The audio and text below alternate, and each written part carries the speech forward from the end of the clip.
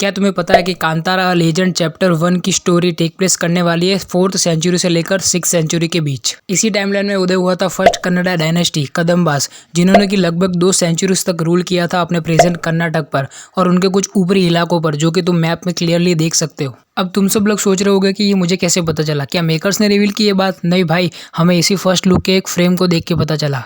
इस फ्रेम में ये क्लियरली लिखा गया है कि during the rain of Kadambas, यानी कि कदम्बास के शासन काल के समय में। अब मुझे पता है कि तुम में से कुछ लोगों ने पहली बार देखने पर इस डिटेल को नोटिस नहीं किया होगा। तुम्हारी क्या बात करूं यार, मैंने खुद ने नोटिस नहीं किया था क्योंकि मैं इस फर्स्ट लुक में खो गया था यार। इसके प्रेजेंटेशन ही कुछ ऐसा है, क्या करें अब। इसलिए मैंने इस फर्स्ट लुक को कई बार फ्रेम बाय फ्रेम देखा और कुछ डिटेल्स को नोटिस किया, जो कि मैं तुम्हें आगे वीडियो में बताने वाला हूँ। तो चलो फिर वीडियो को स्टार्ट करते हैं बिना किसी देरी के।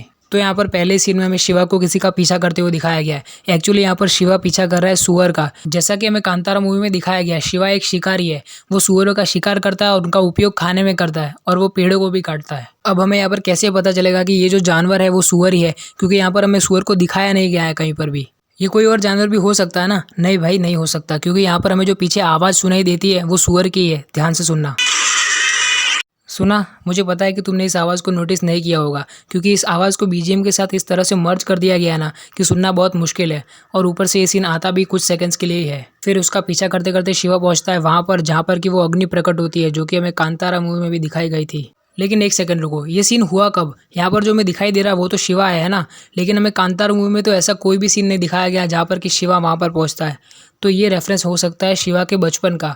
हमें जैसे कांतारा मूवी में दिखाया गया था कि शिवा के बचपन में शिवा के जो पिता थे वो नर्तक थे और कोला करने के बाद वो जंगल में प्रवेश कर गए थे और वहाँ से गायब हो गए थे। और वहाँ पर हमें वही अग्नि देखने को मिली थी जो कि जंगल को रोशनी नहीं दे रही थी, उल्टा और अंधेरा फैला रही थी। देखो यहाँ पर फर्स्ट लुक के पहले ही कुछ सेकंड्स में हमें जो ये पूरा सीन दिखाया गया है, शिवा का सुअर का पीछा करना और वहाँ पर पहुँचना जहाँ पर वही अग्नि प्रकट होती है और वहाँ पर जो उसे सुनाई देती है जो आवाज़, यही है वो जंगल की आवाज़ जिसका कि जिक्र कांतारा मूवी में शिवा करता भी है। और ये जो आवाज़ हमें और शिवा को जंगल में सुनाई दे रही है वो शिवा के पिता की भी हो सकती है, क्योंकि शिवा के पिता भी पहले कोला नृत्य करते थे। लेकिन शिवा के साथ जो बचपन में घटना हुई, उसके पिता कोला करने के बाद देव के रूप में जंगल में जाकर वहां से गायब हो गए थे।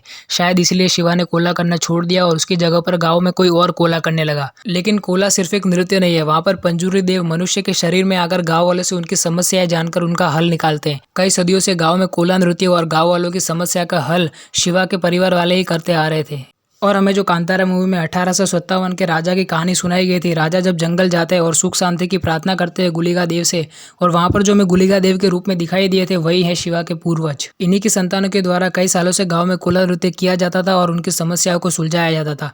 लेकिन जब शिवा ने यह सब करना छोड़ दिया, तभी तो हमें मूवी में ये दिखाया गया है कि शिवा को कई सारे डरावने सपने आते हैं। तो इन सभी सपनों में से एक सपना उसे ये भी आया होगा कि शिवा वहाँ पर जंगल में जाता है और उसे ये आवाज़ सुनाई देती है और वहाँ पर वो अग्नि भी प्रकट होती है। मुझे लगता है कि इसी सीन से कांतारा चैप्टर 1 मूवी की स्टार्टिंग होगी, जहाँ पर कि शिवा को बताया जाएगा उनके बारे में, जो कि हमें अगले ही सीन में देखने को मिलते हैं। और वहीं से स्टोरी जंप लेगी 4th से 6th सेंचुरी के बीच, जिस समय में कर्नाटक और उसके आसपास के इलाके में राज चल रहा था कदम्बास डायनेस्टी का, जो कि पूरे भारतवर्ष में फर्स्ट कन्नड़ा डायनेस्टी थी, जिसके कि राजा थे मयूरा वर्मा नाम के।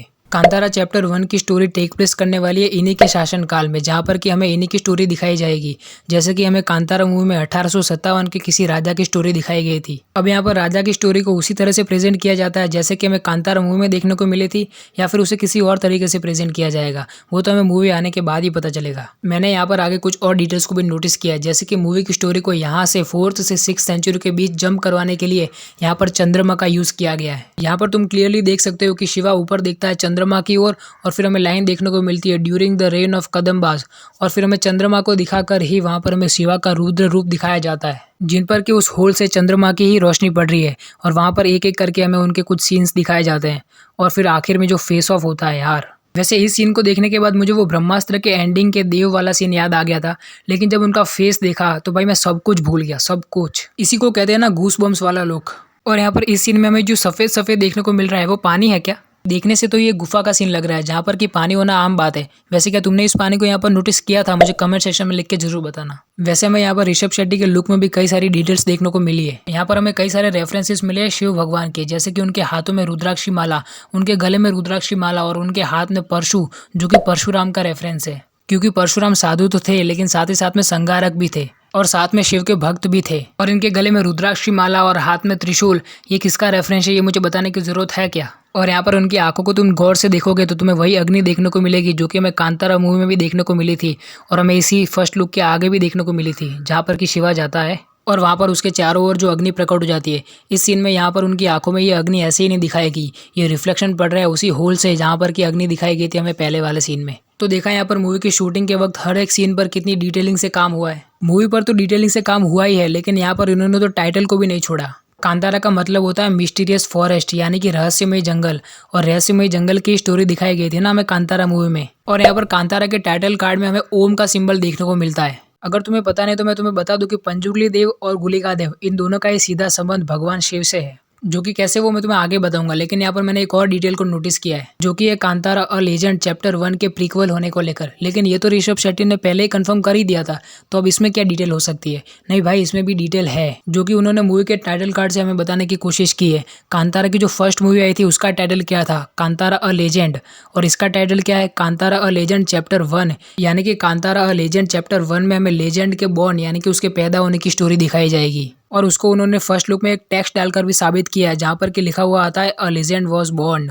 और लेजेंड का मतलब होता है दंत कथा, यानी कि उस कथा का जन्म वहीं से हुआ था, यानी कि उस कथा की शुरुआत वहीं से हुई थी। इसलिए उस मूवी का टाइटल है कांतारा अ लेजेंड चैप्टर 1। अब जहाँ पर और जिस समय काल में पंजुर्ली देव का जन्म हुआ होगा इस धरती पर, वहीं से तो ये सारी दंत कथाएं शुरू हुई होगी ना, इसलिए चैप्टर 1। और टाइटल में चैप्टर 1 को देख के लगता है कि अब इसके आगे कई और सारे चैप्टर आने वाले हैं। अब ये मूवी एक फ्रेंचाइज का रूप ले चुकी है। अब इस फ्रेंचाइज के लिए स्टोरीज की तो कोई कमी नहीं रहने वाली, क्योंकि इंडिया में ऐसी कल्चरल स्टोरीज भरी पड़ी है। अब भाई यहाँ पर इस मूवी की स्टोरी को लेकर मेरे पास एक थियरी है, जो कि जुड़ी हुई है एक प्राचीन कथा से, जो कि काफी ज्यादा पॉपुलर भी है कर्नाटक में। तो कहानी कुछ ऐसी है ना कि एक वरा काफी उधम मचा रहा होता है जंगल में, और वहां से माँ पार्वती उसे देखती है और लेकर जाती है कैलाश पर्वत पर, और उसे अपने पास रखकर बड़ा करती है। और आगे जाकर जब पृथ्वी पर किसानों के खेत खलिहानों में सुअर उधम मचाने लगते हैं, तब शिव भगवान उनकी मदद करने के लिए निकल पड़ते हैं। तब माँ पार्वती कहते हैं कि हम अपने पुत्र यानी कि पंजुर्ली देव को भेजते हैं। तो इस तरह पृथ्वी पर जन्म होता है पंजुर्ली देव का। और इस सीन में हमें जो ये रौद्र रूप दिखाया गया ऋषभ शेट्टी का, वही पंजुर्ली देव हो सकते हैं। और राजा मयूरा वर्मा के शासन काल में ये सुअर उधम मचा रहे होंगे,